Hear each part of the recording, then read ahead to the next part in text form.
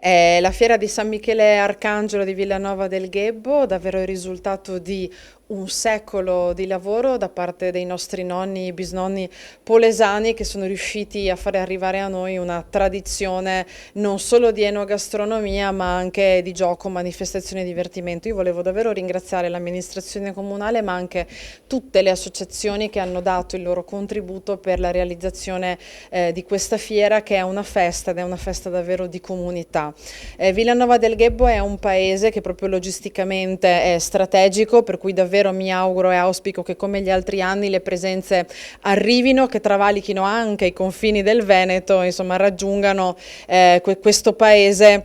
tanto amato e che vede anche insomma aziende di rilievo che negli anni hanno contribuito alla crescita del nostro Polesine. Quindi davvero grazie di cuore e dal 19 noi vi aspettiamo. L'abbiamo presentata in termini un po' goderecci, insomma, però questo è un momento di confronto, di vita sociale, culturale, importante anche questo perché effettivamente abbiamo una serie di eventi, l'ho messo nelle slide eccetera, però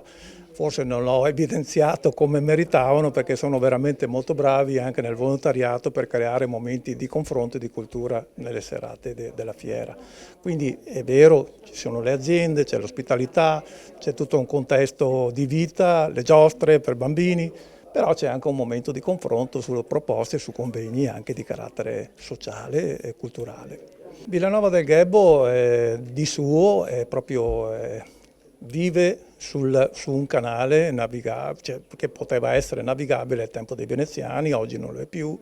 che però è un punto importante perché, l'ho detto nelle premesse,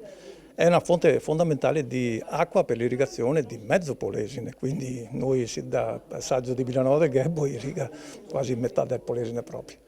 E tutto questo nei secoli si è trovato una dimensione anche funzionale perché diventa un crocevia di altri paesi più vicini e quindi di fatto anche l'attività commerciale e poi tutto quello che è di servizi è passato per Villanova o sta passando tuttora per Villanova.